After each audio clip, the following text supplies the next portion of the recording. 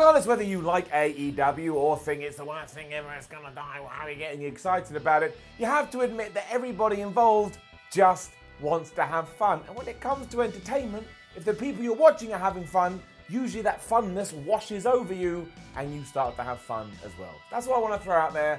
I always have fun when I watch All Elite Wrestling. They should put that on the back of the box, even though there's no box. But my name is Simon Miller. You have tuned in to Dynamite Ups and Downs, the show where we go through, in this instance, All Elite Wrestling, and we give the good bits an up, and we give the bad bits a down. And for those people that always say, why isn't it good and bad? Good and bad sounds rubbish. Let's up those downs.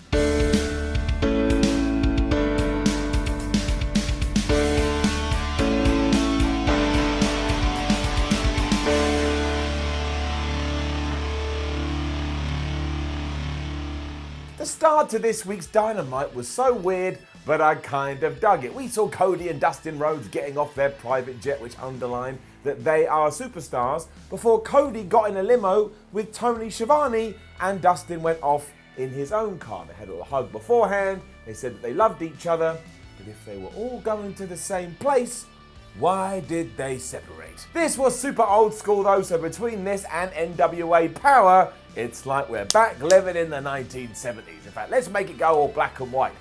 We did it. Shut up! I know that we had colour TVs in the 70s. I was just making a point. There's nobody there. We then had a brief recap of last week before we saw Jon Moxley march into Tony Khan's office and go all crazy at him because he is a crazy guy. Tony Khan was all like, you've got to calm down, Jon Moxley. And it's this kind of attitude, which is why your match with Kenny Omega at All Out is going to be unsanctioned. Now, I really like this as well because the camera didn't follow Moxley into Tony Khan's office. Like, the camera operator just hung about outside and he listened in, and then somehow he got subtitles to come on the screen. Don't worry about that. But this was a very different way to shoot these kind of segments, and I thought that it worked. And also, we talked about this before on Ups and Downs. This week, it wasn't just match. We had a little bit of this, we had a little bit of that. I give it 2 thumbs all around, and I give it an up. Unsanctioned matches always make me laugh as well, because the owner of a company goes, I cannot, in good conscience, allow you to do this in a sanctioned way, but if you want to use my ring and just beat the wahooly out of someone, then please be my guest. I can only imagine too, if this was your first episode of AEW Dynamite, what you must have thought to all of that.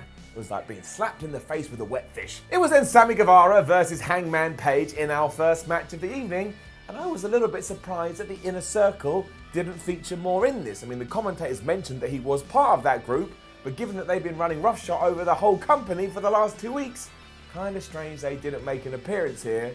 But in terms of the quality of the wrestling, let's get it up. If anything, this was just a good reminder as to what AEW is going to be when we step into the ring. As I've already touched upon, this episode of Dynamite was far better balanced because it wasn't just the same old thing over and over again. However, when we do get to 2 dudes or 2 girls having a wrestling contest, you know they're going to go all out, they're going to give it their all, and usually there's going to be 72,466 moves. I counted them. You're also going to get a crowd that makes a lot of noise, and that is what Sammy Guevara tapped into here, because he just wanted to be a massive dick heel. At one point he was on the top rope and he teased that he was going to do some big move, and instead he jumped down and he slapped Hangman Page right in the head. I always enjoy that. It always gets a pop out of me, and even better here, Hangman Page being there, you can't do that to me, babyface, got up and he punched Sammy right back. Seems like we're finally trying to light up Hangman Page as well, because after failing a couple of times to hit the Deadeye, he instead hit this really cool version of the buckshot lariat where he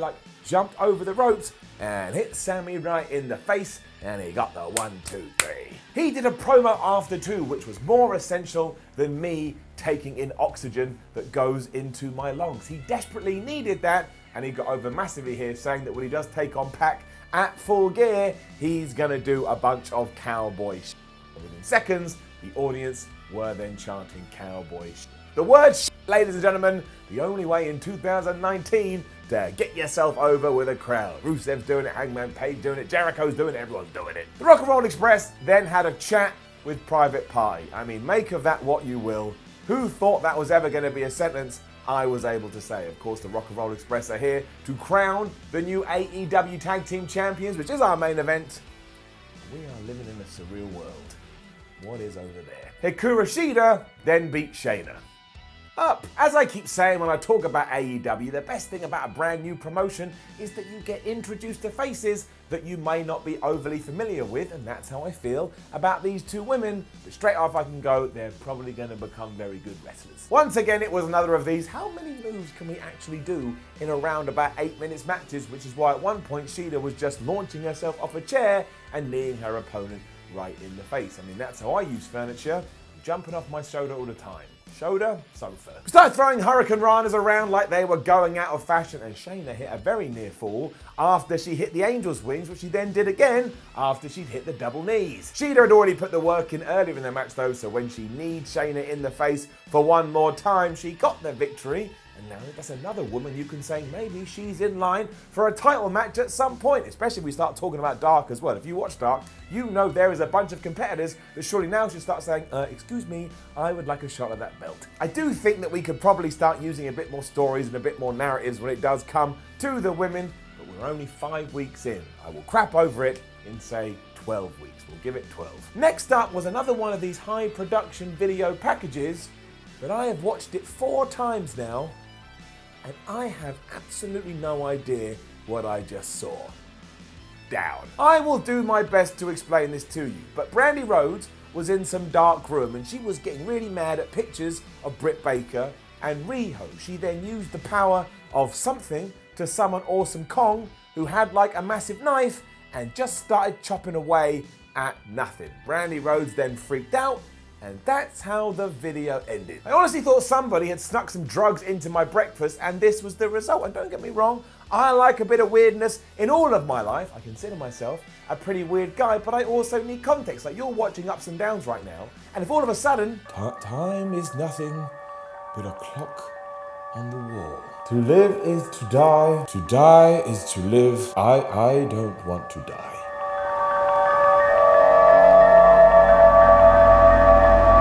You're going to be confused and you're going to want answers. And I guess the positive of this is that I do want to see where this is going to go. I am intrigued, but in terms of whatever this was in this way, I have absolutely no idea. Fair play to everybody involved in what was next though. We need proper scumbag heels here on AEW, and I think we're going to get that in Ortiz and Santana.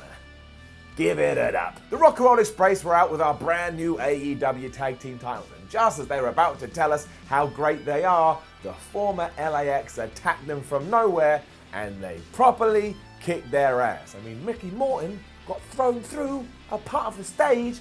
He is not a young man. The Inner Circle dudes looked proud as punch, and eventually they were chased away by the Young Bucks. And if you weren't interested in that feud, now they've made it personal. Now it makes a little bit more sense. That's the way you build. It's also how you use legends of wrestling. They've come in and they've put a couple of guys over who I now look at and think, man, you are 2 pieces of crud. I don't like you anymore.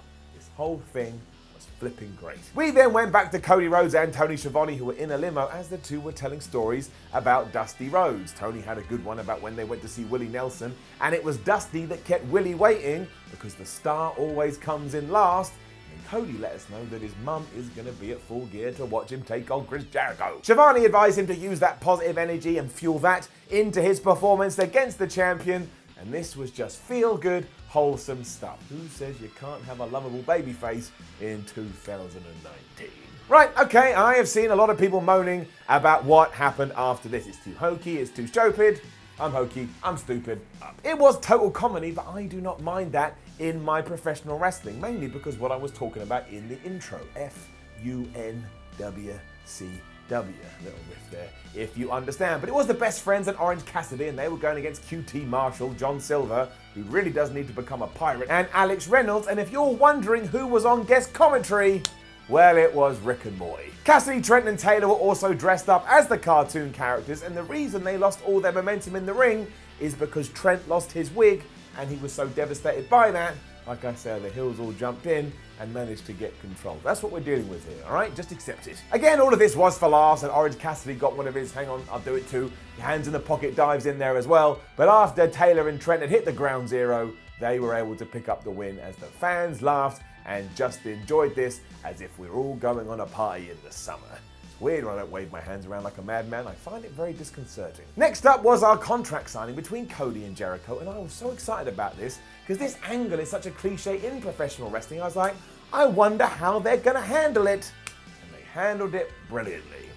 Up. Cody signed with relatively no hassle before Jericho teased that he was going to flip the table over because, of course, that is what's happened in every single contract signing since wrestling was born. But he then changed his mind, said he was joking around because this match was too important for shenanigans, and it's all to do with what the result is in terms of Cody Rhodes, because if he wins, he finally lived his dream and he becomes a world champion.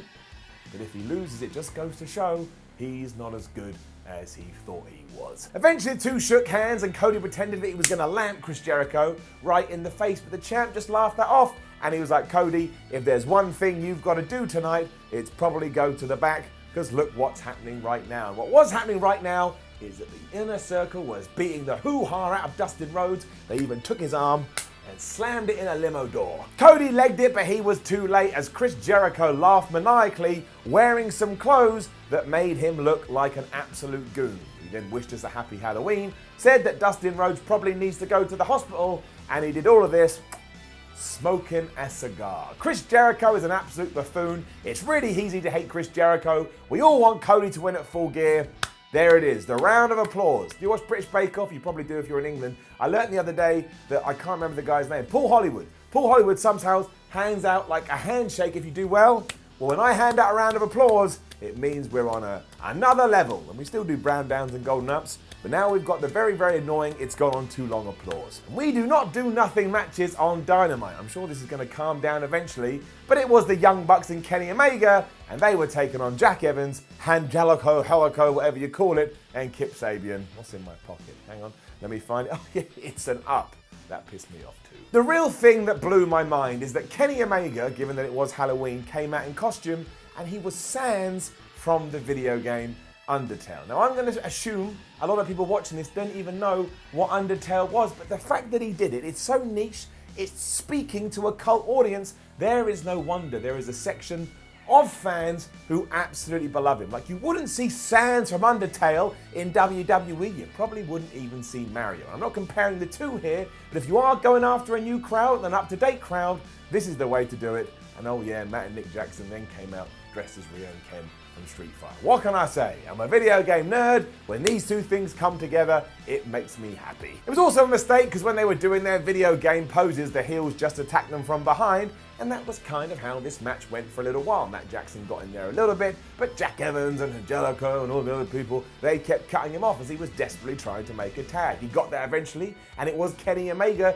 that got into the ring, but when he went to hit a V-trigger on Evans and missed, for some reason, I don't know whether it just magically happened in their heads, everybody, all six guys went, oh, now we should just ignore the rules and start doing all of our moves. Now look, I don't have a problem with this so far because again, it's early days, but there does seem to be this habit in six-man tag matches when it comes to All Elite Wrestling that around about 5 minutes in, we just forget everything and we run wild. The crowd did lose their mind when this started to happen though, and that's why it's really hard to criticize. So again, what did I say before? 12 weeks? 12 weeks is when we will look at this and go, what's going on? Also, this whole section, it was just excellent. Like, it was just amazing athleticism all around. The finish saw Omega hit Evans with the one-winged angel to get the win, so he is on a little bit of a roll now. And when the Young Bucks went to the fans to celebrate with two guys that were also dressed up as Rick and Morty, they ripped off those masks, and it was Santana and Ortiz again, those absolute mother hubbards, and they started beating up the Young Bucks again. They were like wasps this entire evening, just kept buzzing around and wouldn't get out of the way, and then they just legged it like the cowards they are when Kenny Omega went to make the save. If I gave out MVP awards for shows, I'd give it to those two. The Librarians were then headed to the ring, which made me look like a schmo, because literally yesterday on Ups and Downs for AEW Dark, I was like, it doesn't matter if you don't like the gimmick, they seem to be exclusive to that show.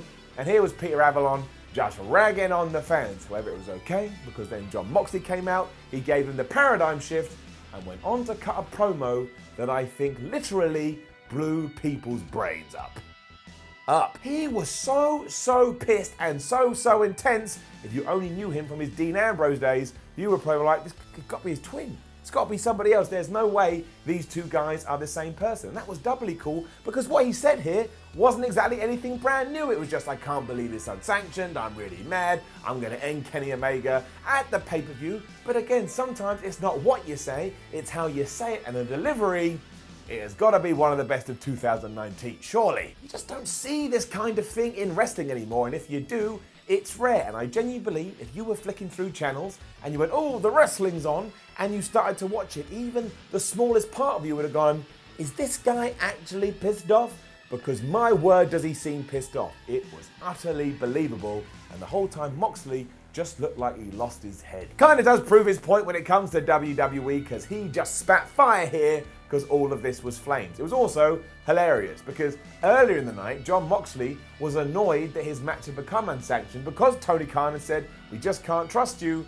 And here he was saying, because you have made this an unsanctioned match, I am going to kill one of your performers on the roster. Don't come after me, John. I think Mr. Khan may have had a point. We closed the show as we always should have done by crowning the first ever AEW Tag Team Champions, and it was SCU taking on the Lucha Brothers. And I'm going to stop saying this eventually, but I have to because I get inundated with it on social media. Yes, you already know what this was. If you don't like the approach, simply don't watch AEW. All I get is people saying there were too many moves and we didn't sell anything, but that is like me giving you some ice cream. You know what ice cream is and going, ugh, disgusting. It's cold. We all know that ice cream is cold, and we all know that AEW is going to put on matches that try and just do everything in a new school kind of way. This was so easy to watch, and it's just four incredible wrestlers doing their thing. I can only give it up. It was just otherworldly, and I can't walk you through it step by step because this episode of Ups and Downs would probably be around about 60 minutes long. 619s, backstabbers, Michinoku drivers, Hurricane Ranas onto the floor, Scorpio Sky, monkey flipping Kazarian into the Lucha Brothers. If you could come up with this in your head, or you've seen it in a video game, it likely happened here too. Nobody was even really in control for any prolonged periods, and it was just, this is your turn, now it's your turn, now it's his turn, now it's his turn, or you're here, you can have a turn as well. And that's why I was kind of surprised by the finish. Just as Pentagon and Phoenix were about to hit their pile driver stomp thingamabob, Scorpio Sky rolled up Pentagon, Kazarian took out Phoenix, and that's right, they became the tag team champions, the first ever tag team champions in All Elite Wrestling with the most devastating move in all of the industry, the surprise roll-up, or in this instance, a surprise cradle. And I see what we did here because most of us assumed the Lucha Brothers were going to win, so we kind of pulled a fast one, and we did that with a little bit of a, oh, I can't believe it action. And cool, great, I think SCU kick all the ass. If we were going to go in that direction, why didn't we just put Kazarian and Scorpio Sky over really strongly by allowing them to do their finishing move and then standing up, holding their belts high and going, yes, we are the best. Here is a bit like, oh, you pulled a fast one, and really the Lucha Brothers are still the better team. It's not a big deal, and this match rocks so hard, and you can already tell that the tag team division is going to be a huge asset to the company. Push my button. There it goes. We do this from time to time if you're brand new to Ups and Downs, because if I'm going down out of the screen, you can't get mad when I say that finish, just this once, is getting a down. Love you lots. See you when I see you. Just right now, Dynamite then closed with our new tag team champions celebrating. And once again, it was 2 hours of television which just zoomed by. Give my arrow. Give it an up. Love it. Now, don't forget to leave a comment below and let us know what you thought about last night's episode of Dynamite. Even if you didn't like it and you're a WWE fan, that's okay. There's enough love to go around. Like, share, and subscribe. Head over to WhatCulture.com and read yourself some articles. Follow WhatCulture on Twitter at WhatCulture WWE. What's more videos here on WhatCulture Wrestling. My name is Simon from WhatCulture. Thank you very much for tuning in. Don't forget, very late tonight or early afternoon, depending on your time zone, we are going to up those downs for Crown Jewel. It's my job. Somebody's got to do it. That would be me. So that is what I shall do. See you then.